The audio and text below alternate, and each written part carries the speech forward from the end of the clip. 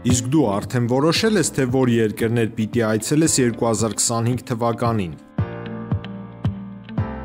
Եթե դու էլ ես հոգնել օրեր շարունակ հարցումների անպատասխան մնալուց, դիմիր Travel with N տուրիստական գործակալություն։ Սպասեցնել չեն տա, անմիջապես կստանաս լավագույն առաջարկները, տուրփաթեթներ, ավիատոմսեր, հյուրանոցների լայն ընտրանի, էքսկուրսիաներ, սոցփաթեթի սպասարկում եւ ամենակարևորը՝ 24/7 ձևաչափով բարեհամբույր սպասարկում։ Travel with N 095 89 20 48 Բարև ձեզ արգելի հեռուստադիտողներ, մենք շարունակում ենք մեր աշխատանքը պոլիտիկայի մեթերում, այս բանի ես զրուցել եմ Հայաստանի ժողովրդական շարժման համակարգող, քաղաքագետ, վերլուծաբան Վազգեն Պետրոսյանն, շնորհակալ եմ պարոն Պետրոսյան մեր ավերն ընդունելու համար։ Մենք երեք տեսանք եկեղեցու դեմ արշավի վերջնական փուլի սկիզբը։ Սրա մասին իշխանություններն են հայտարարել, որ վերջնական փուլի սկիզբն է, 10 օր շարունակ իշխանությունները պետական բոլոր հաստատություններում, ՔՊ-ի գրասենյակներում մարդ էին հավաքագրում, որպեսզի Հովանավանքում այդ կարգալույծ եղած նախկին հոգևորականի ըստ Հայ առաքելական Սուրբ եկեղեցու կեղծ պատարագի, գան մասնակցել, որպեսզի հանրության մեջ զանգված լինի, բայց այդ զանգվածը չեղավ, խոսքը ընդամենը ամբողջ հանրապետության տարածքից 2-3 հազար մարդու մասին էր, որ կարողացել էին բերել։ Իշխանությունները չցանկացան, թե չկարողացան մարդ բերել Հովանավանք։ Ես կարծում եմ, եթե իրենց հաջողվեր, որ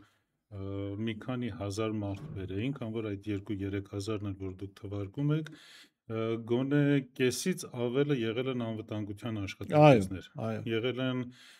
նախարարների, փոխնախարարների, վարորդներ իրենց ընտանիքների հետ, հաներ զոնքաշ, քաղաքական ոստիկաններ, արտահայտականներ, ազգային անվտանգության ծառայություն, այսինքն այդ 2-3 հազարն էլ դա է։ Իսկ այն ինչը որ իր տակը մնում է, մնացածը հիմնականում ՔՊԱ-ականներն են։ Այսինքն հասարակ մարդ, հասարակ զանգվածը կարծում եմ շատ քիչ էր եւ կարող է ընդամենը մի քանի հարյուրի սահմաններում լինի, կարող է 100-ի էլ չհասնի։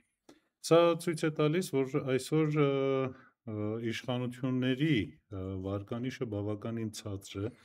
եւ այս ցածր վարկանիշներով կարծում եմ, որ Նիկոլը հասկացավ հաջորդ տարվա ընտրություններին գնալը բավականին ռիսկային է։ Դրա համար այսօր լսում ենք իր հիստերիկ ելույթը ազգային ժողովում, որ ասում է եթե ինքը չլինի, պատերազմ է լինելու։ Անշուշտ ոչ ուղղակիորեն ասել, այլ անուղղակի դա էր ասում եւ բյուջեի քննարկման ժամանակ ինքը շեշտում էր, որ սա առաջի 2026 թվականի բյուջեն լինելու է առաջի բյուջեն, երբ որ Հայաստանը պատերազմի մեջ չի եւ խաղաղության ստորագրելուց հետո է։ Բայց այս ամբողջ Նիկոլի եւ իր թիմակիցների երուզերը մի հարց է առաջացնում։ Եթե իսկապես Հայաստանը, Հայաստանի Հանրապետությունը խաղաղության համաձայնագիր է կնքել Ադրբեջանի Հանրապետության հետ, դա նշանակում է, որ այստեղ անձը կապ չունի։ Ուզում է Նիկոլը լինի, Պողոսը լինի, Պետրոսը լինի եւ նաեւ Ադրբեջանում։ Կապ չունի Ալիևն է, Մոհամեդն է, Հուսեյնն է, թե ով է։ Այս խաղաղությունը պետք է շարունակվի։ Եթե եւ Ադրբեջանը, եւ Թուրքիան, եւ Նիկոլը պնդում են, որ եթե Նիկոլը չլինի նորից պատերազմ կլինի, դա նշանակում է, որ այստեղ ոչ մի համաձայնագիր չկա։ Եվ ուղղակիորեն սա ֆարս է,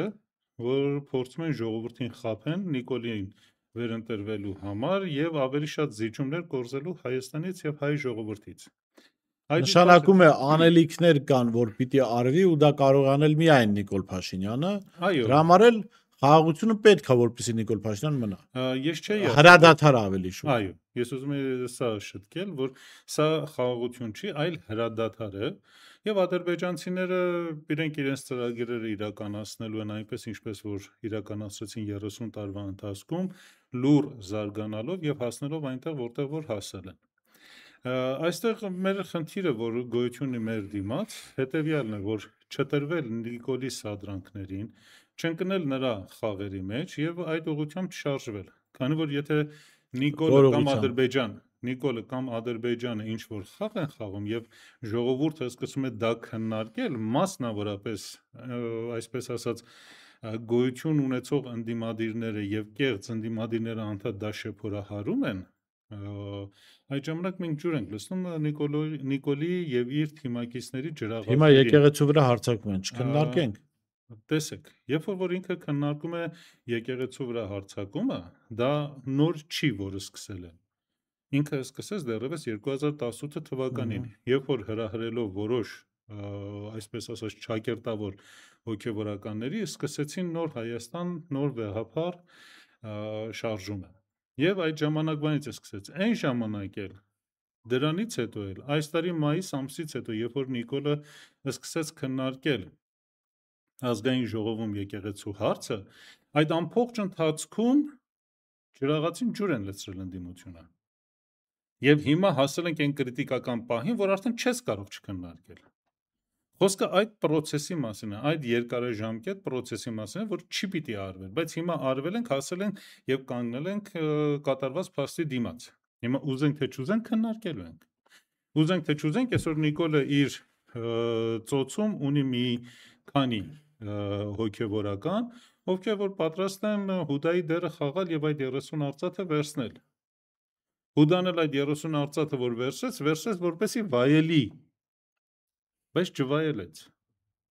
Հիմա էլ նույն սրանց խնդիրն է։ Երկրորդ կարևոր հարցը որ կա, երեկվա, դեռ մենք խոսում ենք երեկվա Հովանավանքի մասին։ Երեկվա Հովանավանքի այդ արարողությունը, կեղծ արարողությունը, որ իրականացվեց, նաև մեկ այլ բան ապացուցեց, որ Նիկոլի ծրագրերը կապված հայոց եկեղեցու հետ ամբողջությամբ ձախողված է։ Առիթ ունեցել ենք, դեռևս անցյալ տարի էր, ես մինչև այստեղ գալը փորձեցի անցյալ տարվա 2024 եւ 23 թվականի մեր 2-3 հաղորդում նայել եւ տեսա, որ այնտեղ էլ անդադ ասել են, որ սա քաղաքակրթական պատերազմ է Հայաստանի եւ հայ ժողովրդի դեմ, որը վարում է Նիկոլը։ Եվ այստեղ ինքը ամբողջությամբ ունի դրսի եկեղեցիների, Վատիկանի եւ անգլիական եկեղեցի։ Հիշեցնեմ, որ այս պատարակ կոչվածից առաջ Նիկոլ Փաշինյանը եղավ Վատիկանում։ Տեսեք, Հայաստանի Բայց կարծեք թե դրանից ներողություն, դրանից առաջ կաթողիկոսներ նաեւ Վատիկանում եւ տպավորություն է, որ չեն ազգային թևը չի կարողացել Վատիկանի հետ հարց լուծել։ Գիտեք, կամ չի կարողացել կանգնեցնել Վատիկանը։ Հայոց առաքելական եկեղեցին դեռևս Քաղկեդոնի ժողովներից այս կողմ, այսինքն 5-րդ դարից այս կողմ ունի լուրջ խնդիրներ կաթոլիկ եկեղեցու հետ։ Եվ կաթոլիկ եկեղեցին միշտ փորձել է իր վերահսկողության տակ վերցնի հայ առաքելական եկեղեցին։ Քանի որ հայ առաքելական եկեղեցին ինքը գիտեք ինչպես է, աշխարհում 4 եկեղեցի կա. կաթոլիկ եկեղեցի, բողոքական եկեղեցի, անգլիական եկեղեցին կամ ուղղափառ եկեղեցի, բողոքական եկեղեցի, կաթոլիկ եկեղեցի եւ հայ առաքելական եկեղեցի։ Հայ առաքելական եկեղեցու հետևորդները բավականին քիչ են եւ համեմատ նրանց շատ աննշան է, բայց ինքը համահավասարազոր կարգավիճակ ունի մնացածի հետ։ Եվ բացի այդ, հայ առաքելական եկեղեցին առաջի քրիստոնյա պետության եկեղեցին է։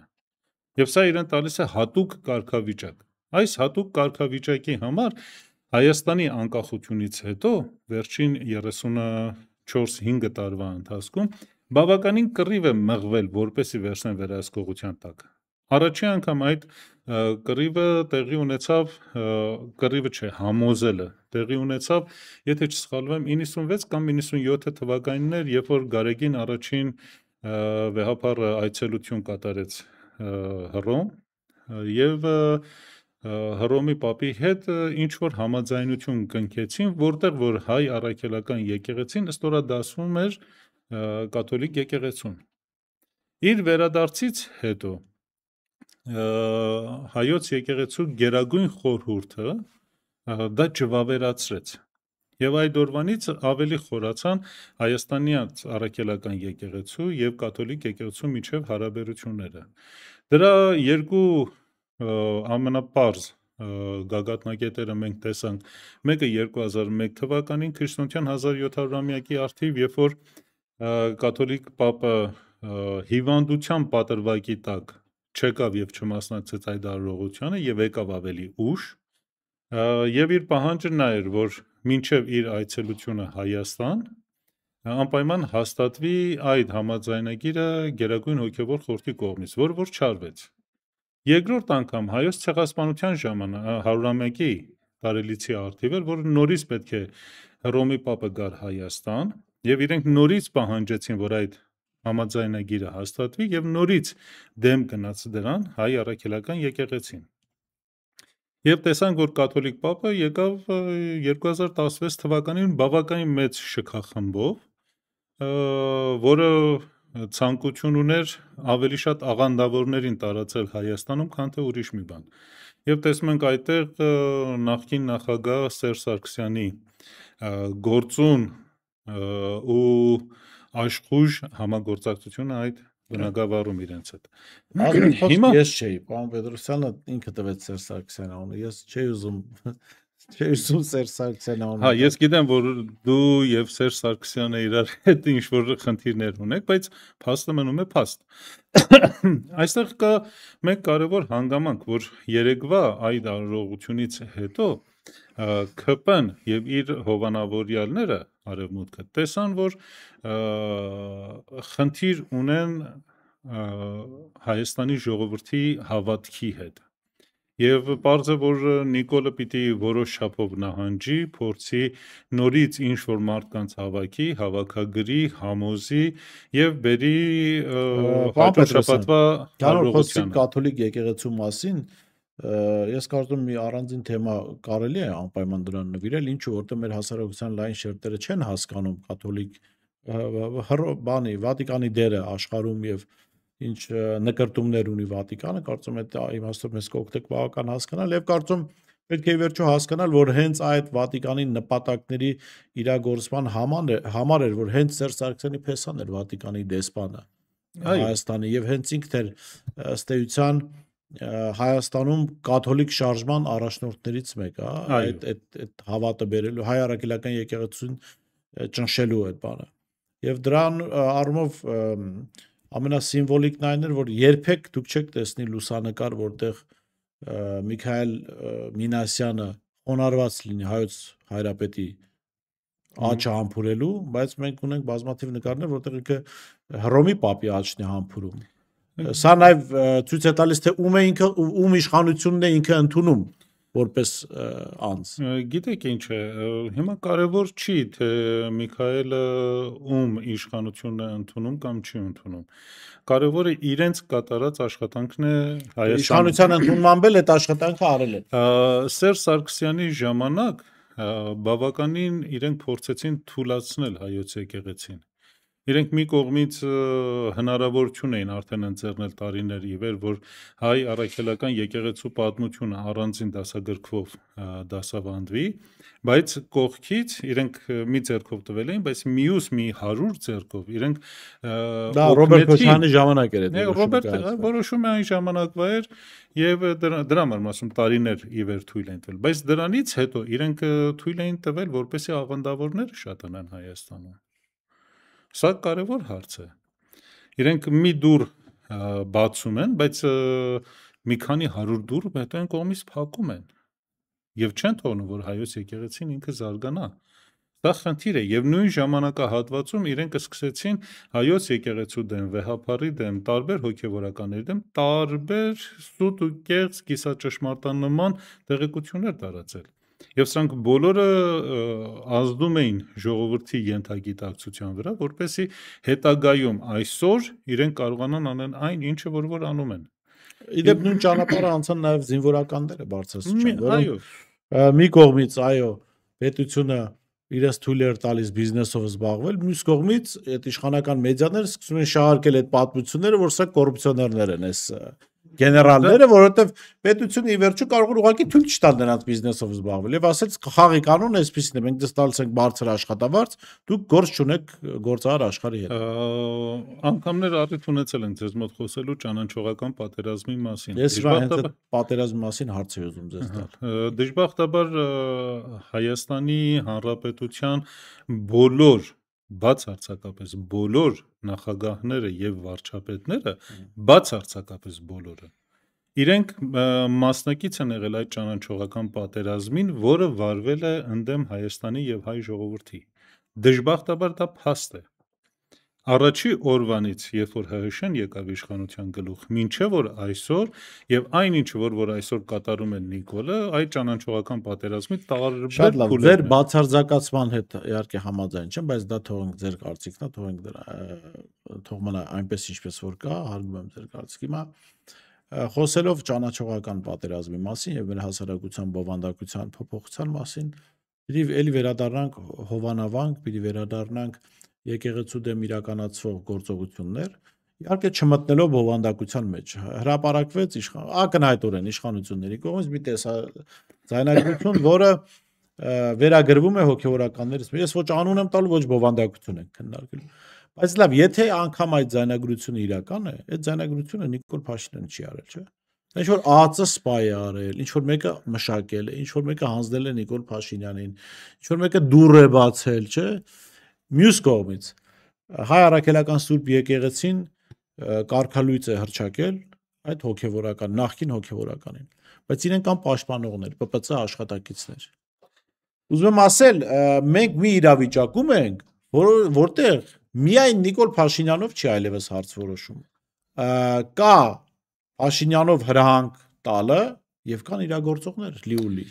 Տեսեք, այն ինչ որ կան իրագործողներ, դա պարզ է որ պիտի լինեին։ Առանց այդ իրագործողների Նիկոլը արդեն այնտեղ չէր լինի։ Եվ այնինչ որ փաստ է դեռևս 2016 թվականի ՊՊՑ գնդի գրավումից հետո ԱԱԾ-ն բավականին մեծ ներդրում ունեցավ Նիկոլի վարկանիշը բարձրացնելու վրա։ Եվ հասանք այնտեղ, որտեղ որ հասել ենք։ Այդ ճանաչողական պատերազմը երբ որ վարվում է, լինում են մարդիկ, ովքեր որ թուլամորթներ են եւ տրվում են գումարին եւ գումարով վաճառվում են իրենց ամեն ինչը։ Կամ ասենք մարդիկ կան, ովքեր որ այսօր նույն երեք, ասենք այն սպայակազմը, որ Հովանավանքում էր եւ այն հայորդուն, որը ավետարանը վերցրեց կարգալույծ եղած քահանայի ձեռքից, կամ այն հայորդին, որ կանչեց դու իրավունք չունես պատարագ մատուցելու եւ իրեն բռնի ուժով հանեցին, դրանք կատարում էին հրաման, բայց այստեղ շատ տրամաբանական հարց է առաջանում։ Ազգային անվտանգության ծառայությունը, ոստիկանությունը, դատախազությունը, հայկական բանակը, արտակարգ իրավիճակների ծառայությունը, սրանք բոլորը ռազմականացված կառույցներ են կամ կիսառազմականացված կառույցներ են եւ սրանք բոլորը երթվում են հանուն Հայաստանի Հանրապետության եւ եթե հիմա իրենցից ոմանք համաձայնվում են որ Նիկոլի հրամանները կատարեն իմանալով որ դա դավաճանություն է Հայաստանին եւ հայ ժողովրդին հարց է առաջ գալիս վաղը չէ մյուս օրը տեղի ունեցավ իշխանափոխություն ինչ որ ձևերով եւ եկան մարդիկ եւ ապացուցեցին որ Նիկոլը դավաճան էր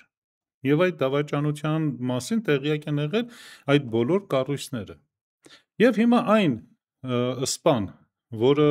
բռնի ուժ է գործադրում ժողովրդի նկատմամբ իրեն հրաման տար Նիկոլը եւ ասել որ քո ընտանիքին, քո երեխային, քո կնոջը, քո ծնողներին պահիր, որպես իրենց մորթենք։ Ինքը կաներ դա։ Ես կարծում զգալի մասը կաներ։ Դա էլ կաներ։ Լավ, այդ ժամանակ մենք գործ ունենք կազմակերպված դավաճանություն Հայաստանի եւ հայ ժողովրդի դեմ։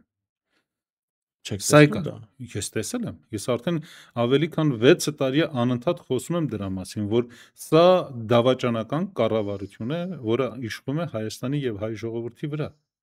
Եվ այս դավաճանական կառավարությունը այսպես երկար չի կարող ձգել։ Եվ դրա ամենավառ օրինակը 3 էր։ Հովանավանքում տեղի ունեցածը եւ Նիկոլի հայտարարելը, որ հաջորդ շաբաթ նորից է գնալու, ավելի է ծանրացնում Նիկոլի վիճակը։ Նիկոլը շատ լավ գիտակցում է, որ ցանկացած պարագայում իր վիճակը բավականին ծանր է լինելու եւ դրա համար է, որ իր կնոջը եւ երեխաներին ամեն մեկին ուղարկել է ինչ-որ միտեղ Հայաստանից հեռու, որպեսզի եթե հաշվեհարդար են տեսնում, մենակ իրեն տեսնեն, իր հետ տեսնեն։ Այդքան դուխով է Նիկոլ Փաշինյանը։ Ինքը դուխով չի, ինքը սովորաբար ինքը երբ օրինակ 20 թվականից հետո երբ բախման վտանգ է լինում, իր փոքր դստերը հետ դեր վերցնում։ Գիտեք ինչ է, ժամանակին մեկ հատ վեբ կար,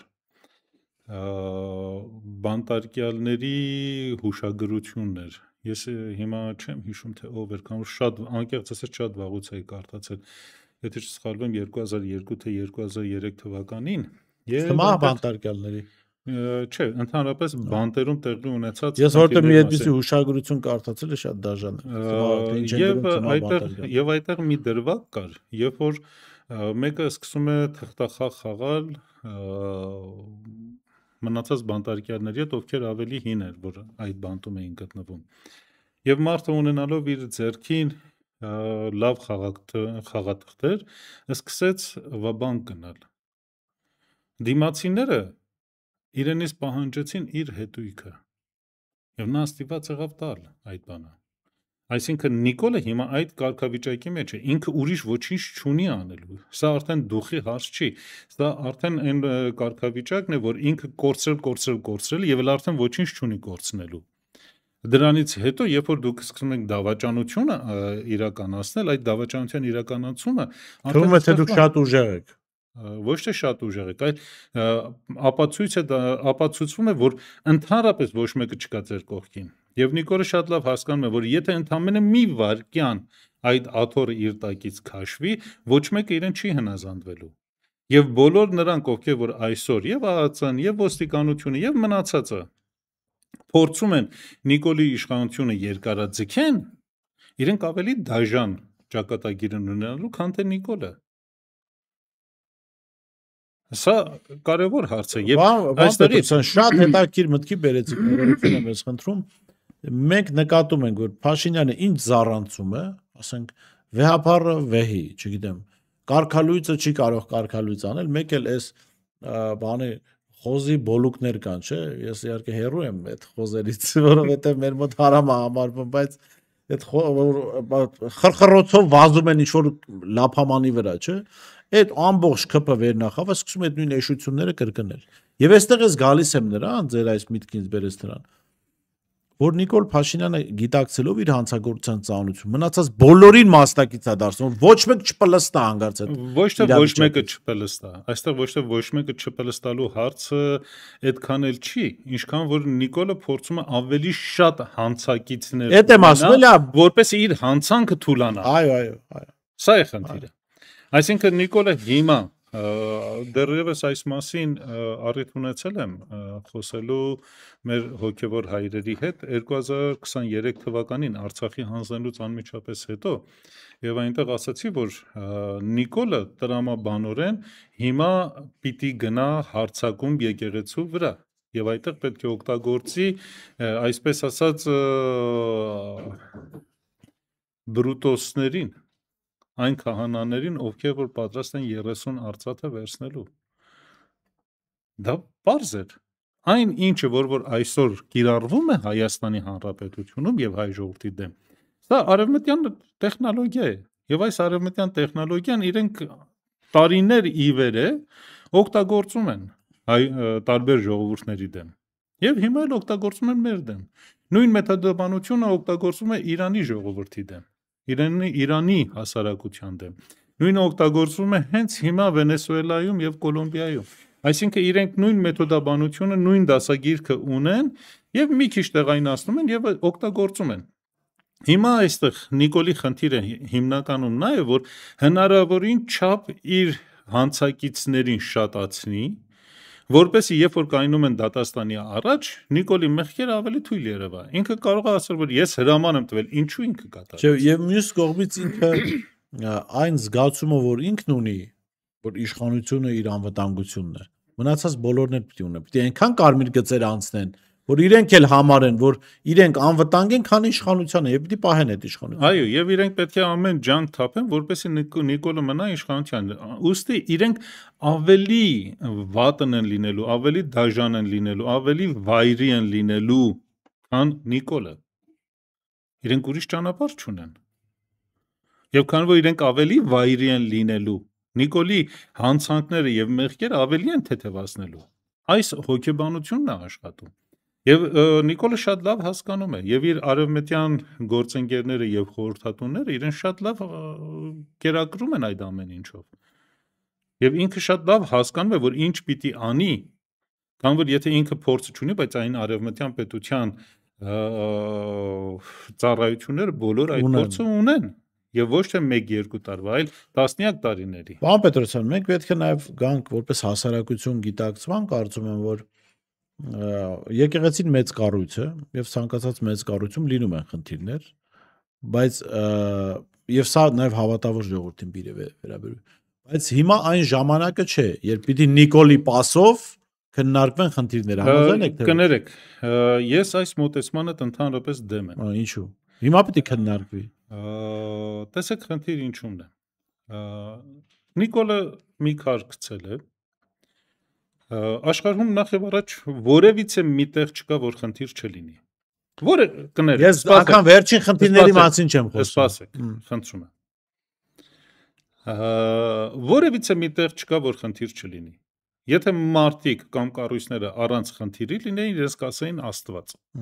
Բայց քանի որ Աստվածը չեն, ուստի իրենք ունեն թերություններ, թուլություններ եւ բաստողումներ։ Կան բաստողումներ, որոնք վնասում են անձին։ Կան բաստողումներ, որը վնասում է կառույցին։ Կան բաստողումներ, որը վնասում է երկրի անվտանգությանը։ Սրանց մեջ շատ մեծ տարբերություն կա։ Դժբախտաբար այս խնդիրը, որը Նիկոլը նետեց հրապարակ եկեղեցուն միջի խնդիրները, սխալ կերպով սկսվեց օգտագործվել եւ չարաշահվել ընդդիմության կողմից եւ իրականության մեջ իրենք ջուր լցրեցին Նիկոլի ջրաղացին։ Խնդրեմ, բացեք մի քիչ էլի։ Բացենք։ Օրինակի համար վերջի դեպքերը, որը ասացին, այսինչ վիդեոն տեղադրել են կայքերում, ԿՊԱ-կանները։ Դրա վերա, այսպես ասած, հասցեավորումները ընդդիմության կողմից ավելի շատ էր, քան ԿՊԻ-ն է։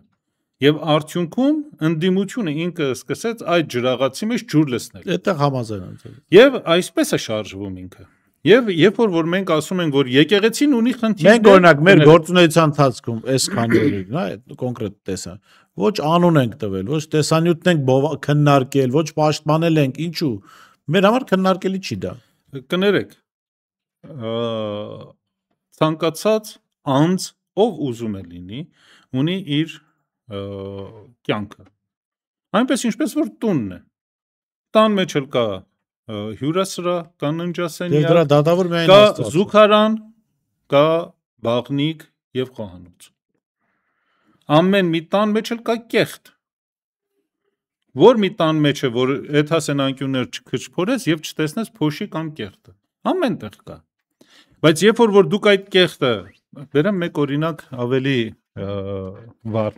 1991 թվականին ուսում էի ստանում նախկին Հարավսլավիայում, ճարտարագիտական համալսարանում եւ այն ժամանակ արդեն սովետական միությունը փլուզման ժամանակ էր, սկսեց մի հեռուստաընկերություն այնտեղ, այսպես ասած, ի հայտ գալ, BK24, որը ուղիղ ֆինանսավորում էր Միացյալ Նահանգների դեսպանատան կողմից։ Եվ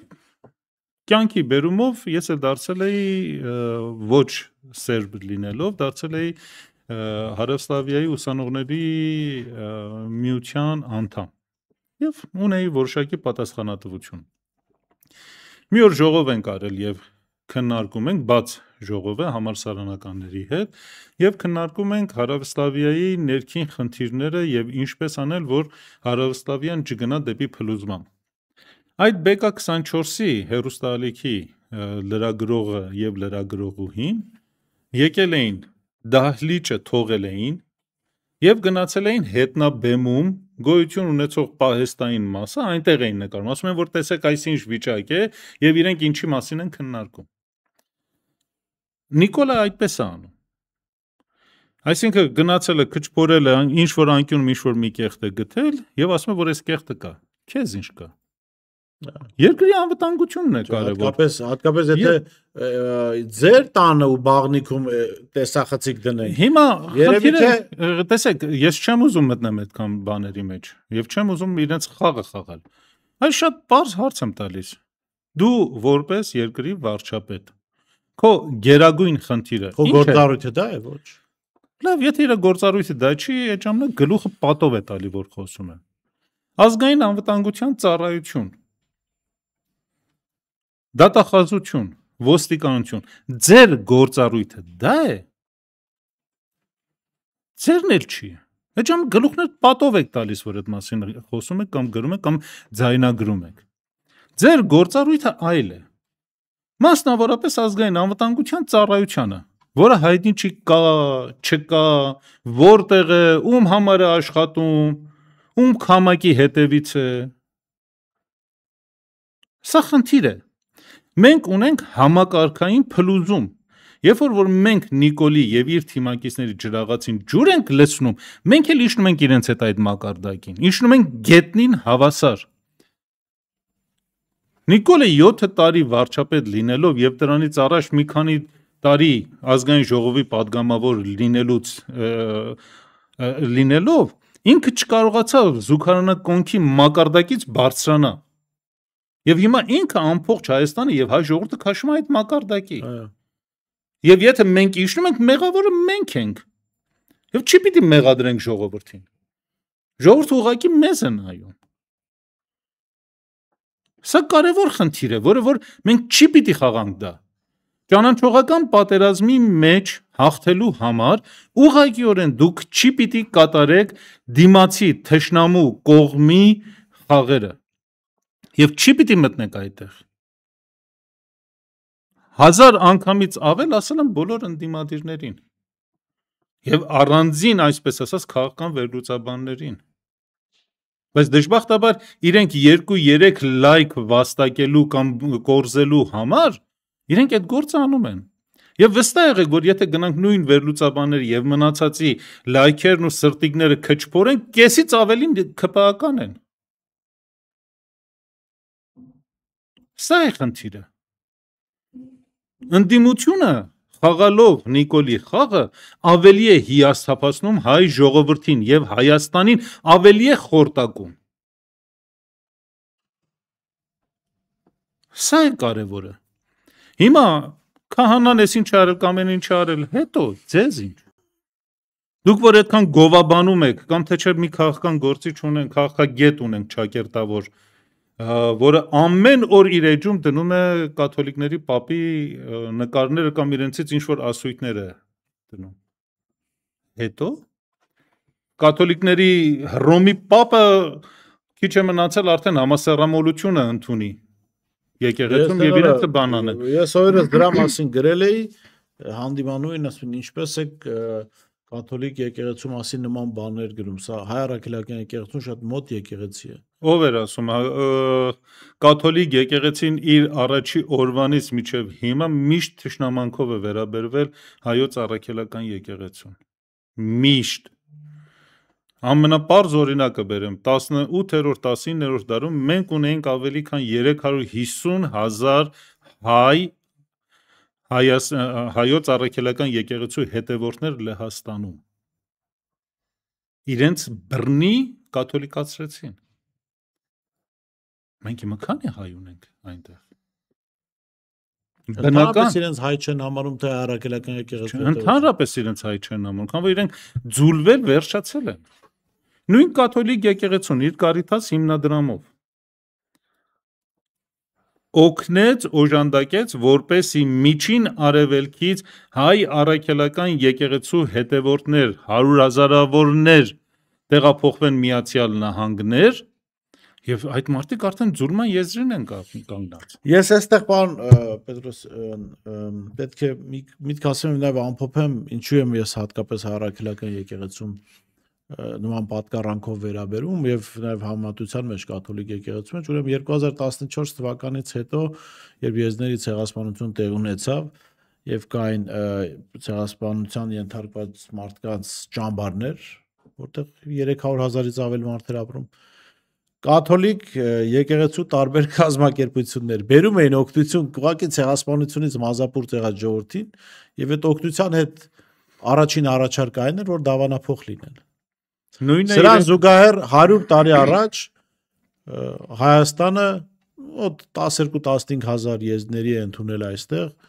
հայ առաքելական եկեղեցին շատ ու շատ օգնել է եզդի ժողովրդին, ովքեր գտնվել են այստեղ ու ոչ մի առաջարկ անգամ չի եղել դավանափոխության։ Ահա այստեղ է որ մենք տեսնում ենք ինձ համար ես տեսնում եմ առաքելական սուրբ եկեղեցու տարբերությունը մնացյալ եկեղեցիների նկատմամբ, որտեղ ուղղակի ասեք այդ կարելի է լինել մարդասեր առանց ինչ-որ բան վզին փաթաթելու։ Նույնպես կաթոլիկ եկեղեցին վերաբերվեց 19-րդ դարի հայոց ցեղասպանության ժամանակ եւ 20-րդ դարում։ Իրենք մոտենում են հայկական գյուղերին, համայնքներին եւ ասում են, որ դավանափոխ եղեք, դարձեք կաթոլիկ եւ թուրքերը ցես այդ գործ չեն ունենա։ Եվ բավականին մարդիկ գնացին դավանափոխությունը, որպես իրենք իրենց կյանքը փրկեն։ Բազում հազարավոր վկայություններ կա այդ մասին։ Հայոց առաքելական եկեղեցու հիմքը հոգևոր աշխատանքն է։ Եվ դա մենք տեսնում ենք մեր եկեղեցիների մեջ։ Իսկ կաթոլիկ եկեղեցու հիմքը նյութն է, նյութականն է։ Բոլորս գիտենք, որ 14-15-րդ դարերում կաթոլիկների պապերից ոմանք նաև դրախտում էին տարածքներ վաճառում, որպեսզի մարդկանցից փող կորզեն։ Այդ հայտնի մեղքերի թողության փաստաթուղթը ինդուլգենցիա։ Այսինքն, եթե կաթոլիկ եկեղեցին այնպես չքննարկենք, այս անգամ այստեղ կաթոլիկներ էլ կլինեն գուցե վիրավորվեն մեզ։ Գիտեք, ես չեմ վիրավորում կաթոլիկների հավատամքը։ Այլ ինստիտուցիոնալ իրենց հատկությունները։ Իրենց կառույցն եմ ես քննադատում։ Եվ եթե Նիկոլը ուզում է ինչ-որ մի լավ բան անի, որպեսզի իր անունը պատմության մեջ մտնի, թող գնա կաթոլիկների կառուցվածքը քննադատի։ Դե այդտեղ կարող համապատասխան տեղում համապատասխան բաներ հայտնվել։ Շնորհակալ եմ։ Այո, իրենց բաղնիքից կամ չգիտեմ ինչ որտեղից նկարահանումներ դուրս կարող է լայվ մտնի։ Այո։ Շնորհակալ եմ պարոն Պետրոսյան, շատ հետաքրքիր դրության համար։ Ես շեշտում զրուցում եմ Վազգեն Պետրոսյանի հետ, տեսություն կհանդիպենք։